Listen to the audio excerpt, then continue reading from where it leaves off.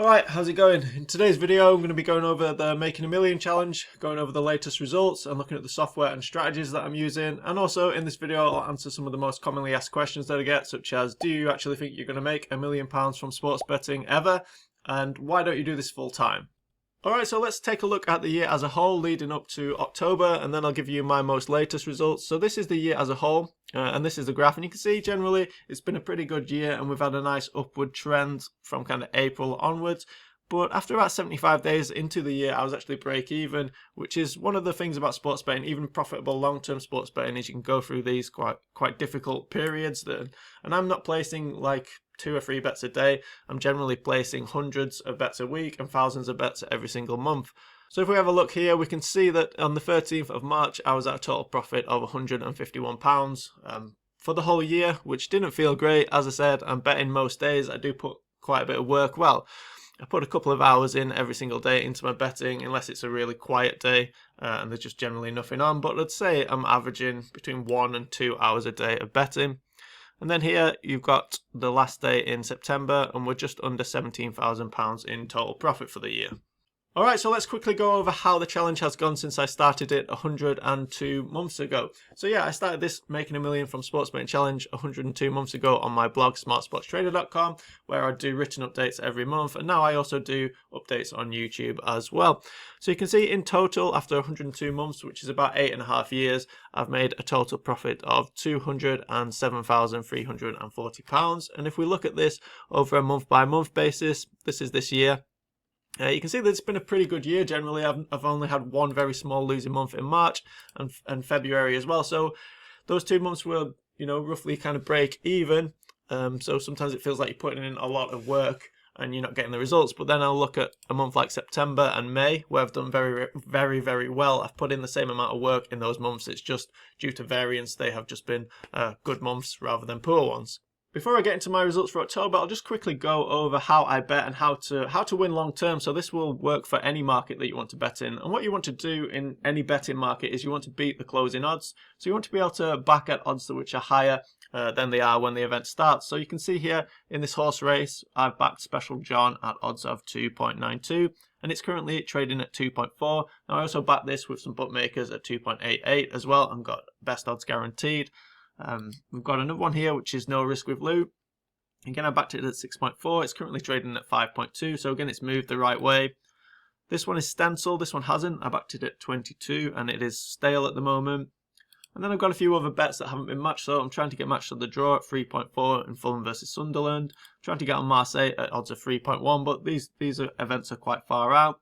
This is one that didn't go my way. So Slovakia, I backed it at 13.5 and it's moved out slightly. Sociedad, I've got the draw in this one, 3.25. So I backed it at the current lay price. I think this one will be good. And then we've got Arsenal versus Tottenham as well. I've backed it at 9.8, as you can see here. And currently the lay price is 9.6. So yeah, generally you can see the odds are moving in the right direction, the shortening. And as a sports bettor, if you want to be a winning sports bettor, this is what you want to be doing.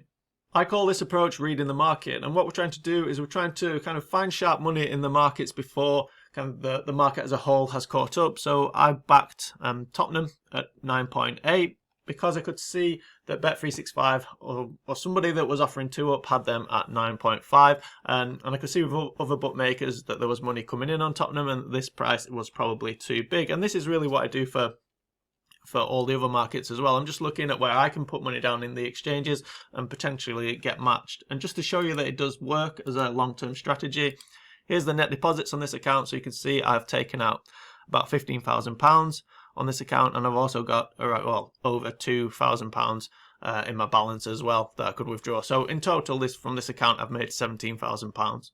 The reading the market approach is a bit more advanced, and there are much easier ways to get value bets down, and I still do this with bookmaker accounts that I have. So one of the easiest ways is just to use something like OddsMonkey, which has an odds matcher which will show you odds which are higher with bookmakers than they are on the exchanges. And if you just back these as pure value bets, you will win in the long term. I still do this with bookmaker accounts that I have left.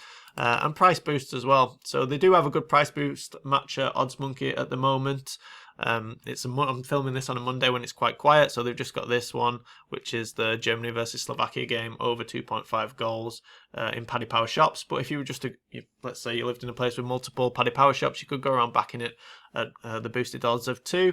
And you're going to make money long term doing that. They also have a good community forum as well, which highlights boosts. So I still use this to just see what's been boosted, and these will usually be quicker than the tracker as well, because it's people putting these up. So for example, yesterday there's quite a few on NFL and darts and stuff.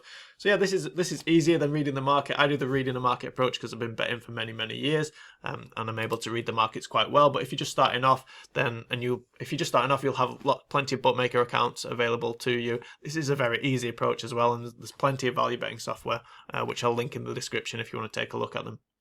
Another piece of software that I use is Tilt the Odds, and I use this for horse racing. So you can see I've made a profit of just under £2,000 using Tilt the Odds, but it's had a very long break-even stretch this year. So here we are halfway through November, and it was about the same profit point in April. So there's been a lot of months gone by where it's gone up and down, but yeah, we're kind of pretty flat at the moment.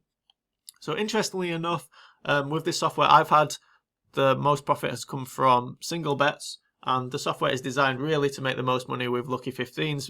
However, with my sample size of bets, I found it to be the opposite. I've actually lost money with my lucky 15s and I've made much more on the singles. However, this could just be variance, as I've seen other reviews that have looked at it in much more detail, and they have found that all the profit, or the majority of the profit I should say, comes from lucky 15s.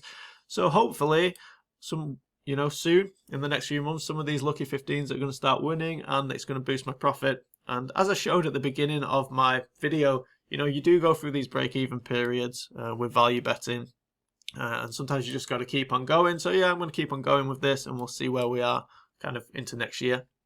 Okay, so let's take a look at how value betting went in October. So value betting is just all the strategies that I talked about before. I'm just looking to beat the closing odds or back boosted prices, just anywhere that I can find value with bookmakers or exchanges. I'm betting it, and my stakes vary depending on the odds that I'm backing at, and depending on how much value I believe that they have. But generally, I'm trying to win like £100 to £150 on my selections. So you can see it actually went really well in October. You can see at one point I was up to nearly £3,500 from this strategy before I got a bit of a kick in the nuts and hit back to reality. And we ended up with a profit of £1,689 in total. So a pretty decent month generally. But yeah, it could have been better, could have been worse. And this is my overall results for October. So I do have a few other strategies that I use alongside value betting, but they're a lot smaller now. So I have, for example, an SP strategy that I use on Betfair. That's here, so that lost £81 this month. And I do a few like casino offers and a few other things as well, which is why the total here of 1702 is slightly different from the totals here combined with the Betfair and value betting. So yeah, in October was a pretty good month, £1,702 in profit. Not the best month ever, not the worst month ever, but I'm just happy to kind of get another green month in the books. Adding October's total in, this is how things now look for the year. So the yearly total is now £18,592, and the total since the challenge began 103 months ago is £209,042. So we've got 2 months left. Well, I'm halfway through November now, and then December. So hopefully I'll cross over £20,000 profit. I say hopefully, as nothing is guaranteed. I have had months in the past where I've lost like £1,000. I've lost £2,000 a month. So yeah, nothing is guaranteed. Although this year looks very steady and very nice, that could definitely happen. But yeah, that would also take us above £210,000 for the total. So yeah, that is my hope, and that is my goal for this year. In terms of new angles that I'm testing now, I've been looking at using this software, which is BetHero. So BetHero is quite interesting as it's value betting software, but it throws up a lot of stuff on player prop markets, which is quite interesting. So I've been betting quite a lot of these, and sometimes it throws up really high ones as well, like 10% edges. However, like I say, I've been testing it, and it's not been that great, to be honest. So I've made 461 bets. I've put £1,000 bankroll down, and currently it's not a massive loss, but it's £145. So it's not been that promising, but I'm going to try and get over 500 bets, and we'll see where we are. And another angle that I'm looking at is using Sharp Betting. Now, I have tested this software before as well, but I did it using exchanges, and they do recommend using multiple bets and using it with bookmakers. So I'm going to take this approach. I'm going to take their recommended approach, and we'll see where we are. So yeah, I'll have an update on these two pieces of software in the future. The last bit of news that I've got is that I've started a free Telegram group called the Value Collective. Now, I did run this previously as a paid group, and it did make money over the long term, and it was just based on exchange betting. However, I've decided to run a free group, and as it's just easier, and I can kind of post in it when I have the time to, and it's a mixture of my own selections on the exchanges and also stuff from software that I'm using that I believe highlights profitable bets. So for example, we had one with BetHero yesterday, which had massive expected value, 13%. This one won. This was in the rugby markets. Then I put horse racing selection this morning at 6.5. I believe it's trading at about 5.8 now, and this was available with both bookmakers and the exchanges. So yeah, if you want to get some free value selections, I'll put a link to this in the description. Alright, so on to answering the two most common questions that I get about this sports betting challenge and sports betting in general. The first question is, do you actually think you will make £1 million from sports betting in your lifetime? So I've been doing this 8.5 years now, and I've made a profit of just under £210,000, and I reckon I've probably got another 20-25 years in me of betting. Will I be able to do it on a daily basis? I'm not sure. If I keep the same job and stuff like that, I probably will be able to. Obviously, my kids will get older as well, and as they get older, I will have more free time. So I don't see myself quitting betting anytime soon. The other factor will be the betting markets in the UK. It's actually harder to get money down now in the current betting markets than it was 10 years ago when I first started. Actually, it's kind of like the golden era of betting. I kind of wish that I'd come like 10 years before that and got all my experience, and then been able to really make the most of what was available at that time, because match betting was very easy. There was tons of bookmakers. You could basically bet with anyone in the world. You could bet with Pinnacle. There wasn't as many restrictions. It was just a lot easier.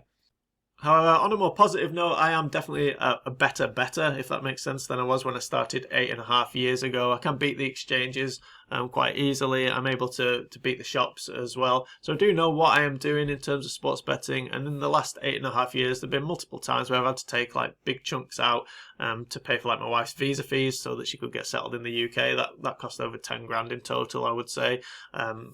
Put a big deposit down on the house that I'm in now, so stuff like that will not happen again. This will not happen in the future. These types of scenarios where I have to take out a lot of money from the bankroll and basically start again, or start from a few grand and build it back up. So in the next 10 years will hopefully be much more profitable than the last 10 years. Moving on to the second question, which is, if you can make money from sports betting, why don't you do it full time?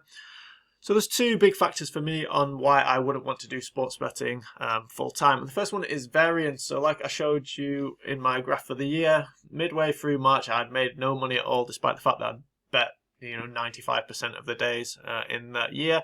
And that's quite a big thing when you've got bills to pay and people to look after. If I was young, if I was in my early 20s and didn't have anyone else to look after, I might have taken a crack at full-time sports betting. But for my life situation, it doesn't work. It doesn't work very well. For that reason, for variance. The second reason is restrictions are a big part of sports betting as well, and you can even get restricted on the exchanges. So for example, with Smarkets, if you make over 25k in a year, they start to put on a 3% commission charge for every single bet that you make. So then obviously you've got to move on to other exchanges, so you might go to Betfair, BetDAQ, Matchbook, but any of those can shut you down as well. So really it's an additional stress that I'm happy not to have. And I would say that having a full-time job and being able to do sports betting is a good balance. I do think that sometimes when people start sports betting and they start making a little bit of money, you start dreaming quite quickly about wanting to do it full-time. And I was the same when I first started doing like match betting. I was like, oh man, I should just do this full-time. It's so easy.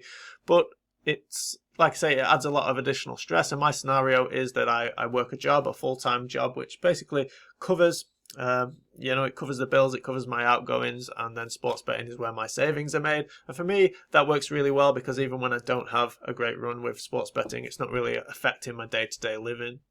Okay, that covers everything that I wanted to talk about today. In the description, I'll add a link to the Telegram group that I created, where I'll put out some free selections for you if you want to follow some of those. I will put a link to the review that I did for Tilt the Odds, which will also give you a 14-day trial if you want to test out the horse racing software. And I will do the same for Odds Monkey as well if you want to take a look at that. Other than that, thank you very much for watching. See ya.